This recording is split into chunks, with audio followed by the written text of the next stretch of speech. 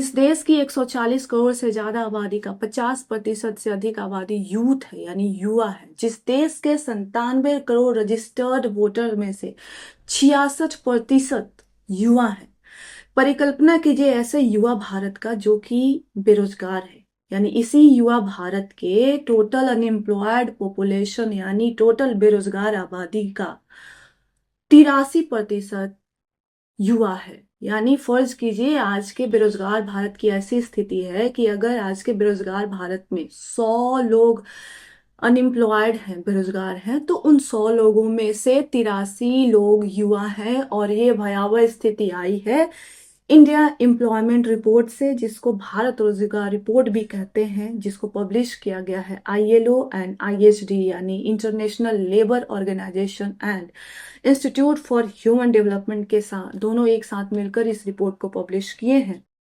और साथ ही साथ इस रिपोर्ट का जो बेसिस है वो इंडिया की अपनी सरकार की डेटा है। पीरियोडिक लेबर फोर्स सर्वे होते रहता है और कुछ और डेटा है भारत सरकार की अपनी डेटा। इन्हीं भारत सरकार के ही रिसर्चेस को उन्होंने कोलेट किया है और एक फाइनल रिपोर्ट पब्लिश की है। तो आज का जो अनएम्प्लॉयड भारत है, आज का जो अनएम्प्लॉयड युवा भारत है, उसकी यह सिनारियो है। और बात करेंगे इस रिपोर्ट की फाइंडिंग्स पे, साथ ही साथ क्या कुछ सिनारियो देखेंगे कि भारत में बेरोजगारी का आलम क्या है, इस रिपोर्ट पे सरकार के टेक्स क्या है और इस सरकार अपोजिशन का क्या कहना है, इस पे देखेंगे। सबसे पहले भारत रोजगार रिपोर्ट यानी जो बेरोजगार भारत है उसकी स्थिति, बेरोजगारी का आलम अगर देखना चाहें तो ये रिपोर्ट ये कहता है कि जो एम्प्लॉयमेंट, बेरोजगारी की प्रोबेबिलिटी बढ़ती जाती है अगर आपका जो लेवल ऑफ एजुकेशन है बढ़ता जाता है। अगर आप साधारण शब्दों में बताऊं तो अगर आप ज्यादा पढ़े लिखे हैं तो आपके लिए चिंता का विषय है, क्योंकि अगर आप ग्रेजुएशन से ज्यादा पढ़े हैं तो बहुत मुश्किल है कि आपको नौकरी मिल जाए।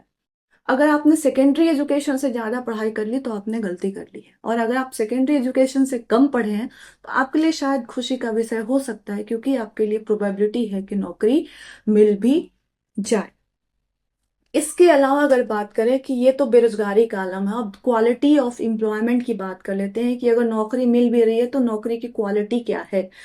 तो आलम यह है कि अगर आप पीएचडी हैं, पीएचडी अगर आपने किया है किसी अच्छे इंस्टीट्यूट से, तो बहुत मुश्किल है कि आपको कोई एक रिसर्च स्कॉलर या फिर बेटर करियर प्रोस्पेक्ट्स हो। अगर आपको एक चपरासी की भी नौकरी मिल जाए तो बड़ी अच्छी बात होगी। और रिसेंटली एक डेटा आया है जहाँ पे IIT बॉम्बे जैसे प्रीमियर इंस्टीट्यूशंस में पढ़े छात्रों का भी प्लेसमेंट नहीं हुआ है। तो ये है आज का हमारा विकसित भारत, जो कि बेरोजगार है, जिसके युवा बेरोजगार हैं। और जो युवा जितना पढ़ा लिखा है वो उतना डिल्यूजन्ड है, उतना हताश है, उतना निराश है। अगर बात करें कुछ करंट सिनारियोज की कि क्या है अनएम्प्लॉयमेंट का आलम, बेरोजगारी का आलम, तो देखिए अभी रिसेंटली यूपी कांस्टेबल की वैकेंसी आई थी। हायर जो वैकेंसीज होती है तो उसमें कुछ आती नहीं, यूपीएससी में हार्डली 1000 वैकेंसी आ जाए तो बहुत होता है। बट ऐसे छोटे वैकेंसीज की बात करें तो यूपी कांस्टेबल की वैकेंसी आई थी, टोटल वैकेंसी थी 60,000, नंबर ज्यादा है।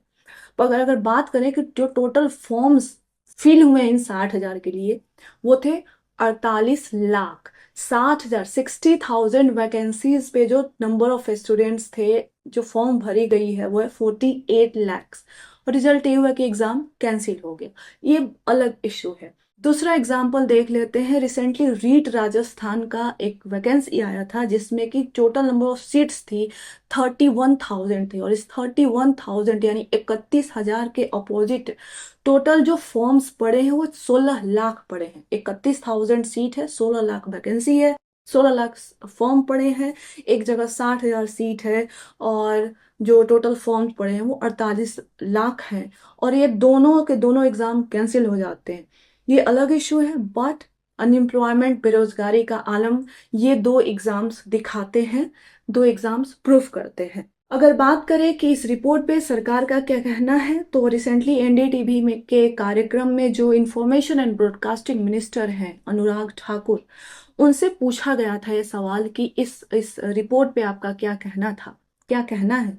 तो उन्होंने पाकिस्तान का जिक्र कर दिया और साथ ही साथ उन्होंने कहा कि हमारा जो कॉलोनियल माइंडसेट है, हम जो दूसरे जो विदेशी इंस्टीट्यूशंस है उनके रिपोर्ट्स को ज़्यादा तवज्जो देते हैं, तो हमें ऐसा करना छोड़ना चाहिए। हमारे अपने इंस्टीट्यूशंस हैं उनके रिपोर्ट्स पे हमें ज़्यादा तवज्जो देना चाहिए। तो सवाल ये है कि यही जब विदेशी एजेंसी जो है, यही इंस्टीट्यूशंस है, जब ईज ऑफ डूइंग बिजनेस में इंडिया को 122 to 63 पर लाकर खड़ा कर देती है, तो सरकार चेस्ट थम्पिंग करती है। और यही इंस्टीट्यूशंस जब अनएम्प्लॉयमेंट की बात कर देती हैं, यही इंस्टीट्यूशंस जब प्रेस फ्रीडम की बात कर देती हैं, तो सरकार इसको सिरे से खारिज कर देती है। देखिए अनुराग ठाकुर का क्या टेक रहा है इस पे। बहुत अच्छे सवाल, मैं धन्यवादी हूं कि आपने सवाल पूछे और इन्हीं सवालों से प्रेस फ्रीडम इंडेक्स का पता चलता है।